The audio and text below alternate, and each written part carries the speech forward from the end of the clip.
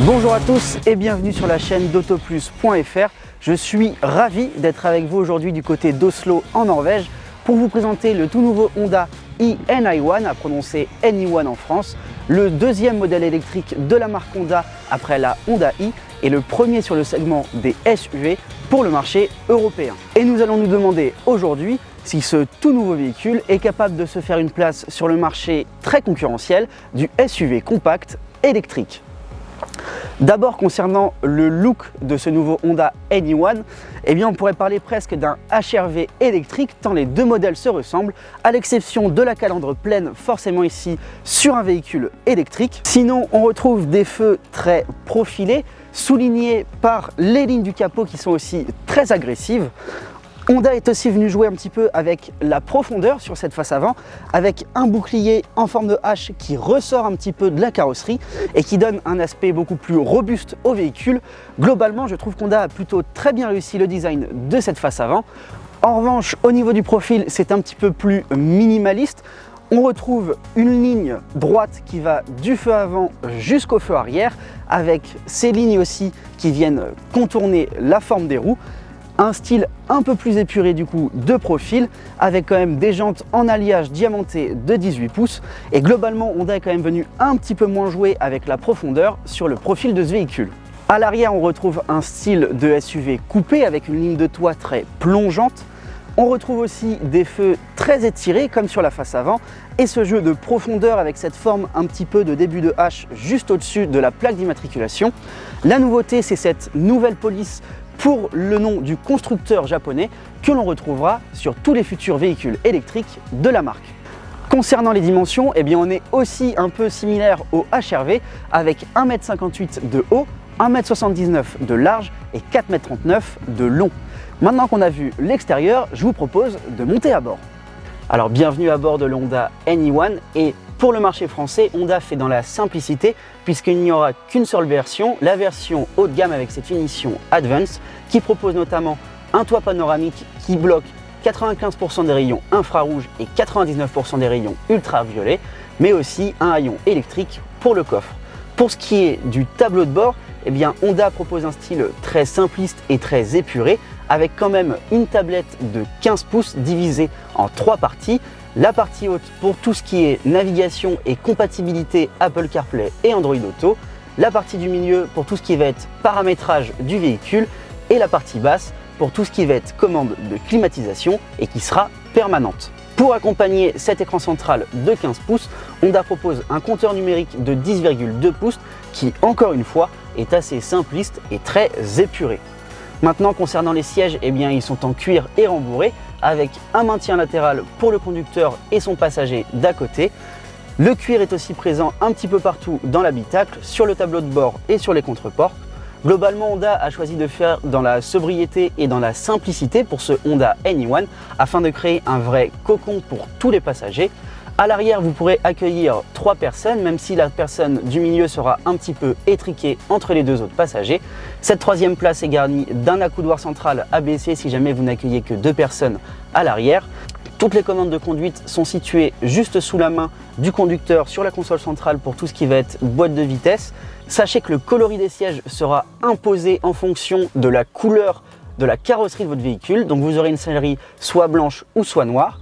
Et enfin, pour ranger toutes vos petites affaires, vous disposerez d'un volume de coffre de 344 litres, ce qui est plutôt correct pour la catégorie. Voilà, maintenant qu'on a vu l'intérieur de son Honda NI1, je vous propose d'en prendre le volant.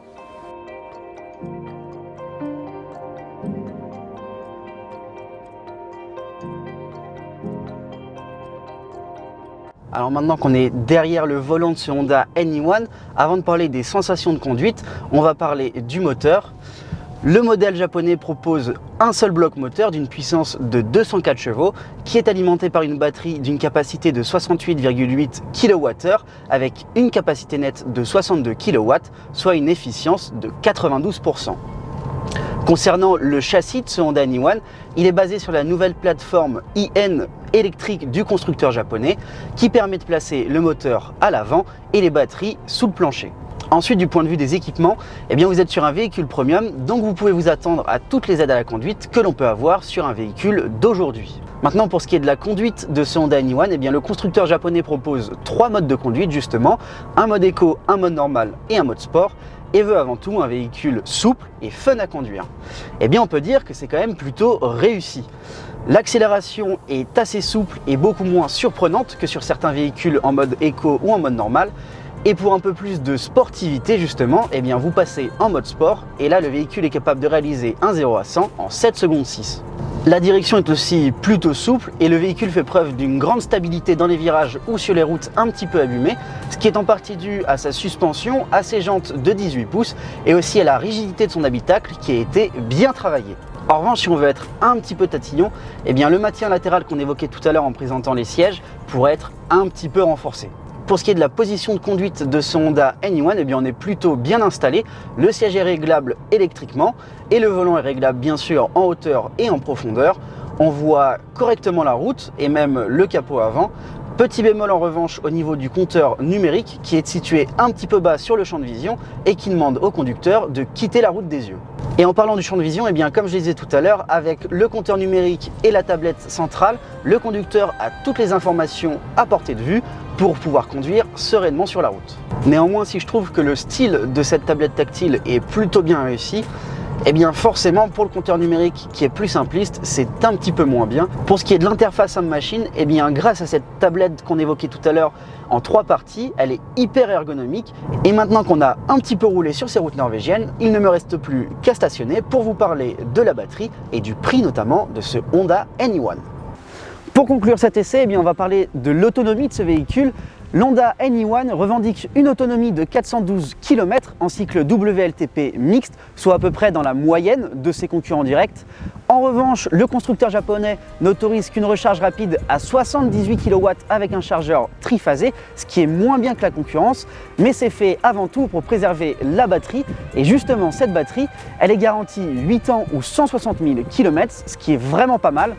Avec ce chargeur de 78 kW, Honda promet une recharge de 10 à 80% en 45 minutes. Avec un chargeur monophasé de 11 kW, Honda promet cette fois-ci une recharge de 10 à 80% en 6 heures. Pour ce qui est du tarif de ce Honda Anyone, il est facturé aujourd'hui 47 700 €, soit 42 000 € bonus écologique déduit et après remise du concessionnaire. Si le tarif d'entrée est un peu élevé par rapport à la concurrence, n'oubliez pas qu'il s'agit d'une version unique avec une finition haut de gamme. Le Honda Anyone peut-il donc se faire une place sur le marché très concurrentiel des SUV compacts électriques? Eh bien la réponse est oui, simplement grâce à la garantie de sa batterie et à son plaisir de conduite. Honda n'espère pas en vendre des quantités astronomiques, mais au moins 900 les 12 premiers mois. Sur ce, il ne me reste plus qu'à vous souhaiter une bonne journée ou une bonne soirée et à bientôt sur autoplus.fr. Moi je vais encore profiter un petit peu des routes norvégiennes. Ciao!